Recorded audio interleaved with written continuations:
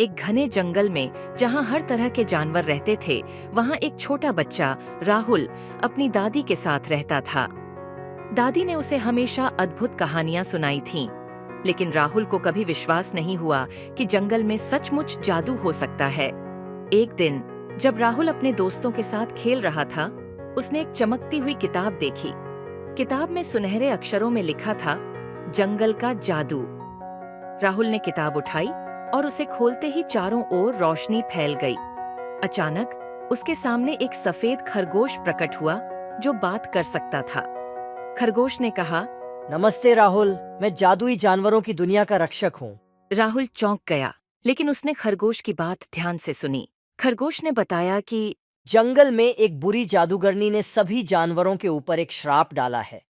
इस श्राप को तोड़ने के लिए राहुल को 3 जादुई वस्त्रियां खोजनी होंगी। शेर की ताकत, तोते की बुद्धि और कछुए की धैर्यता। राहुल ने अपने दिल में हिम्मत जुटाई और खरगोश के साथ इस साहसिक यात्रा पर निकल पड़ा। सबसे पहले वह शेर के पास पहुंचा।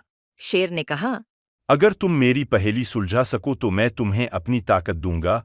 शेर ने पहेली दी, ऐसी कौन सी चीज है जो हमेशा बढ़ती है लेकिन कभी कम नहीं होती?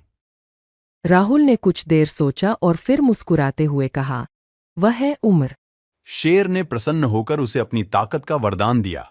फिर राहुल और खरगोश तोते के पास पहुंचे। तोते ने कहा, मैं तुम्हें अपनी बुद्धि तभी दूंगा जब तुम मुझे इस जंगल का सबसे रहस्यमय पेड़ दिखा सको। राहुल ने ध्यान से जंगल का निरीक्षण किया और सबसे ऊंचा और प्राचीन पेड़ दिखाया। तोते ने खुश होकर उसे अपनी बुद्धि का वरदान दिया। अंत में वे कछुए के पास पहुंचे।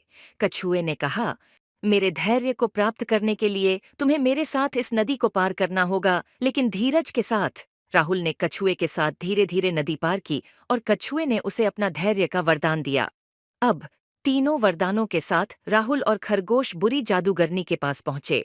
राहुल ने अपनी ताकत, बुद्धि और धैर्य का प्रयोग करते हुए जादूगरनी को पराजित किया और सभी जानवरों को श्राप से मुक्त कर दिया। जंगल में सभी जानवरों ने मिलकर राहुल का धन्यवाद किया और एक बड़ा उत्सव मनाया। राहुल ने सीखा कि साहस, बुद्धि और धैर्य से किसी भी चुनौती का सामना किया जा सकता है।